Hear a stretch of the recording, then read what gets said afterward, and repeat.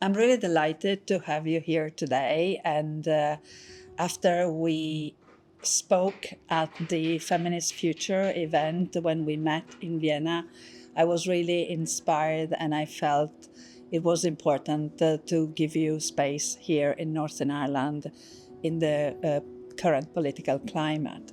I wonder if you can tell us a little bit about your activism and how you started your project. Yeah, so my activism is around making sure that sport is open for everybody, and that when we talk about feminism, it involves all women, so trans women and trans girls.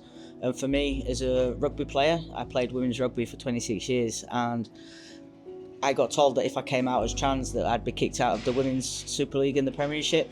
So I actually hid my life, and from that it became a big piece of work to make sure that I could make sure that everybody could play sport and to carry on playing sport, because it's very important. And trans women, trans girls, anyone who's gender non-conforming is currently getting banned. And for me, it's about making sure that voices are heard, we're not making assumptions, and we're giving a space for everybody to talk and learn and have those awkward conversations.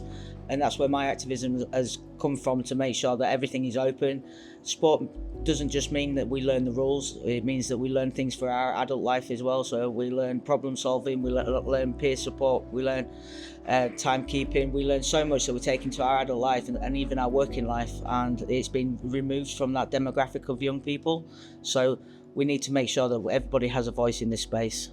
What do you actively do to support these ideas and to bring them to the world? So for me, I still play rugby. I make sure that I'm out there. I make sure that I'm being seen. If you can't be seen, you can't be you. I've set up a website called Tribe Identity, so people can find inclusive sports, which is worldwide, which was by the Emma Goldman Awards, which is where we met at the Feminist Futures, which has been brilliant. And it's about having a voice, it's about being vocal, it's about being out there and having a conversation and having those conversations, because as a gay trans man and a disability, I was put in this wheelchair by a smaller female, not by a trans female on a cis female. And it's about having those conversations because they're not being had at the moment. Yeah, there's an assumption there, right?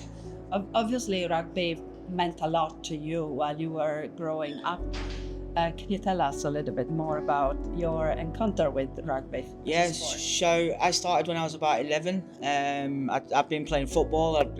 Got into a bit of cheeky trouble, and my parents sort of said, look, why don't we have a look at rugby for you? Went down there, and a lady just said, don't worry, I'm a social worker, she'll be safe with me, and it just took me from my grandparents, and there was just no going back. It was brilliant. I've made so many friends, I've had so many good opportunities, and even though I've ended up in the wheelchair, I'd do it all over again. I'd start right from the beginning, and even if I still ended up in this wheelchair, I'd do it.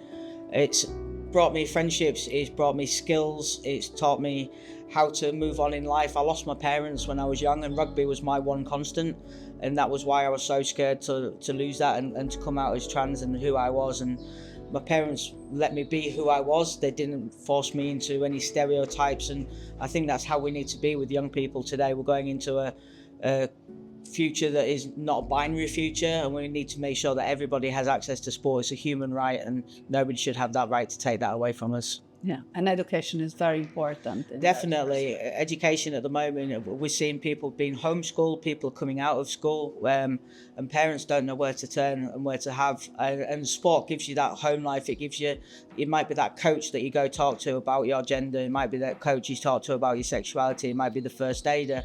It's not just about that sport, it's the full encompass. And as I've always said, it's a family. As a trans man as well, we assumed that we are not as effective in the community. We're seen as lesser because we were born female, so we cannot compete against cis men, we cannot compete in community. And I think it's really important that we see people as they are, humans coming all different shapes and sizes, and I think that needs to be seen within the society as a whole. And society might feel threatened by these new instances, the view of this different mode of being, but we really need to give them space. We need to make sure that society is able to welcome everyone, because if we don't give that space to everyone, it will harm eventually people in society who could give so much, and we are excluding them just because we refuse to learn that there is not just the sex binary. And I think as well, as you say, we need to be seen, we need to be out there, and people, we've been here since the beginning of time. It's not a new thing, we've just learned a new language and a new way of being, and because that language is being used, people are seeing that as themselves and they can fit within that. And I think I've got a quote from a 13-year-old that I was working with a few years ago, and they said, how am I supposed to live when the people I look up to hate me because they'd seen something in the social media about a famous sports person that had made comments, and that was who they looked up to, and they lost that. So it's about having people out there that can have these conversations like Teresa, who can learn and educate the community. And I think it's really important that we collaborate as well. As a single person, we can't do much, but all together we can do so much more. And to understand also, I suppose, the kind of forms of oppression and violence that you see that now. Like when I go to the pub, they'll serve me first before they serve my female friends, or they'll make comments and make fun of my female friends, but they won't make comments to me anymore.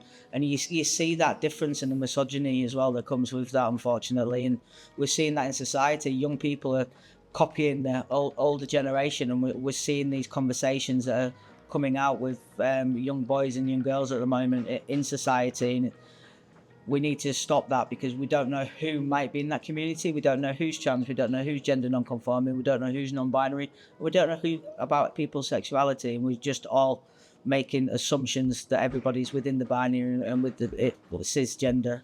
And for some people that makes the difference. They can't come out easily.